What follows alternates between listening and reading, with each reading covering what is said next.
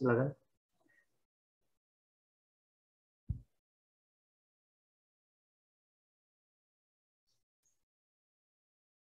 Mic-nya, Pak. Assalamualaikum. Waalaikumsalam, Pak. Silakan. Ini saya punya kesimpulan, Pak Eko. Ya. Setelah mendengar pencerahan-pencerahan, jadi ketika kita buang napas, kemudian tahan napas mulai dari 40, 50, 60, 70, 80, 90, itu oksigen makin turun. Sehingga dari 80 mungkin saya sampai juga pernah ke 37, Pak Eko. 37%. Ya, betul, Pak. Betul. Ya. Betul. Nah, jadi pada saat itu kemudian tubuh bereaksi mengambil gula darah untuk dijadikan CO2. Ya. Dioksida. Ya. Nah, karbon dioksida ini kemudian memicu membesarkan pembuluh darah. Betul. Nah, ketika pembuluh darah besar, kemudian kita isep lagi oksigen sampai penuh, baru di situ darah mengalir sambil membawa oksigen yang banyak, kemudian dialirkan kepada mungkin sampai sel-sel yang terujung yang sebelumnya mungkin tidak pernah kebagian oksigen gitu, Pak Eko. Betul sekali. Betul sekali, Pak. Ya, jadi ini kesimpulan, tapi mungkin tolong dijelaskan lagi secara ilmiah.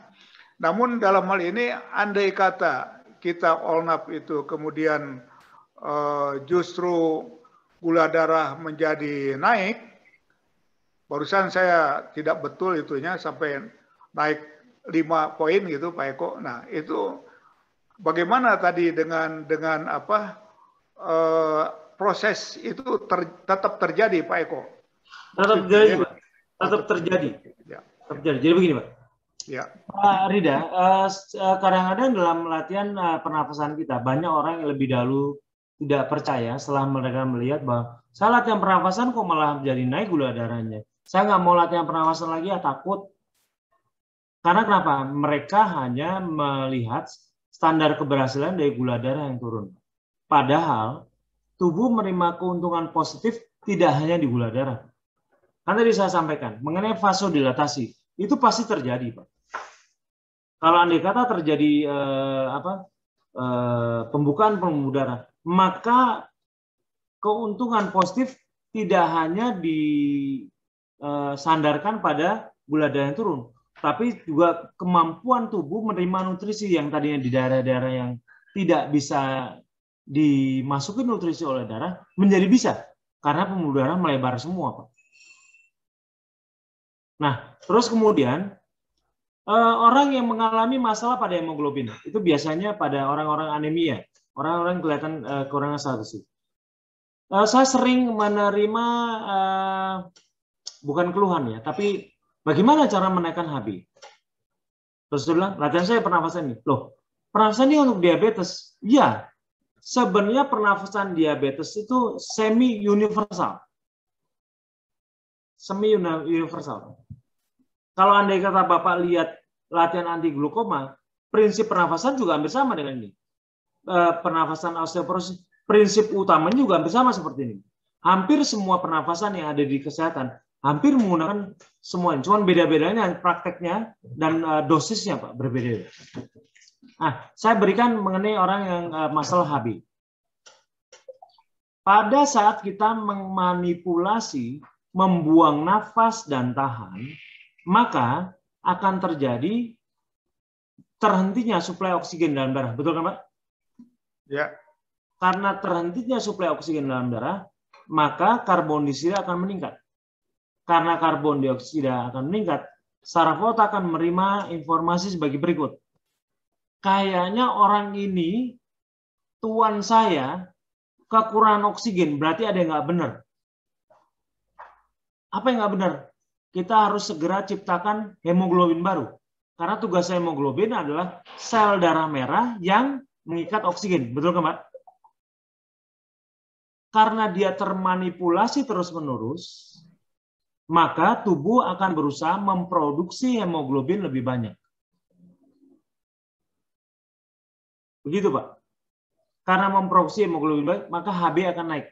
Biasanya butuh waktu antara 45 hari sampai 60 hari. Biasanya. Itu berbeda dengan kita makan obat. Kalau obat, dia langsung wah naik. HB-nya dalam waktu beberapa hari saja. Tapi kita dengan cara alami ya. Kita memanipulasi keadaan oksigen dalam darah menjadi karbondioksida, sehingga tubuh merasa bahwa saya kurang oksigen.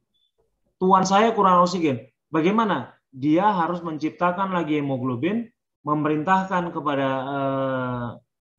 perangkat-perangkat kerjanya, yaitu tulang sumsum, untuk memproduksi lagi sel hemoglobin. Lebih banyak. Maka biasanya dalam waktu 45 hari sampai 60 hari akan terbentuk hemoglobin baru. Kira-kira demikian, Pak. Baik kok. Ya. Itu kan kalau gula darah turun, tadi ada gula darah yang diproses menjadi karbon dioksida. Ya. Nah, sekarang kalau gula darah naik, berarti ada yang diproses jadi karbon dioksida nggak itu? Nah, begini Pak. Ini kalau nggak salah pernah saya jelaskan kayak 3 atau 4 bulan yang lalu. Di mana tubuh kita ada proses namanya itu kayak balapan gitu, perlombaan. Pada saat latihan pernafasan terjadi perlombaan di tubuh kita. Suatu stimulir di mana apabila kita melakukan pernafasan akan terjadi namanya glikolisis anaerob. Terjadi pengurasan gula yang signifikan sejalan seiring dengan turunnya oksigen dalam darah.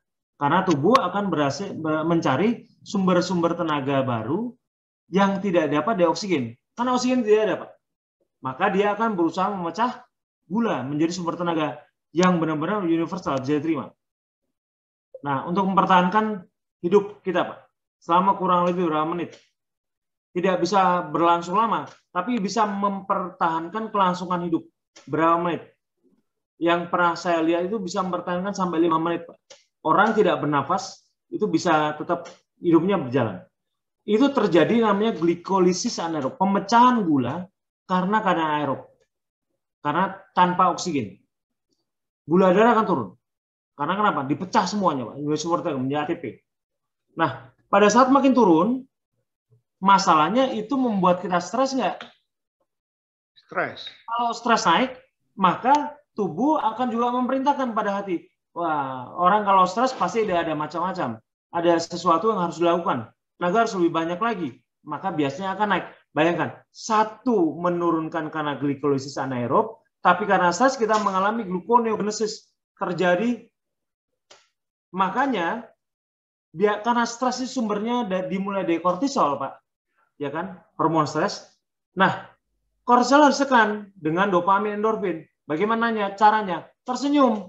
Karena orang tersenyum biasanya akan muncul dopamin endorfin yang menekan dari kortisol. Ini maaf ya Bapak Ibu, bahasanya udah mulai berat nih.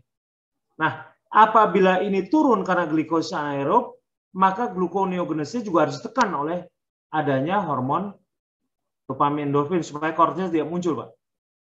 Nah, masalahnya adalah di penguasaan perasaan ini jarang ada orang yang memperhatikan. Bagaimana caranya selama latihan tidak terjadi gluconeogenesis karena stres? Gitu Pak Taufik. Penjelasan. Jadi proses pengurangan gula darah tetap jalan Pak Eko ya. Tetap jalan Pak. Nah, cuma tidak karena tingkat stresnya tinggi ini naik dia sama hati gitu. Di satu sisi pengurasan gula terjadi, tapi di satu sisi yang lain yang hati kita, liver kita itu menaikkan gula darah Pak gitu. Proses glikolisis yang terjadi, penurunan gula darahnya terjadi, gluconeogenesis juga terjadi. Makanya pada saat orang melihat, loh, kok gula darah saya naik ya?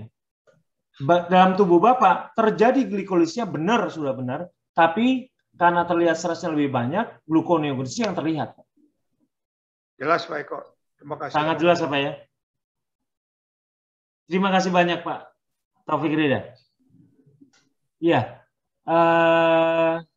Kita lanjut lagi ke pertanyaan. Ini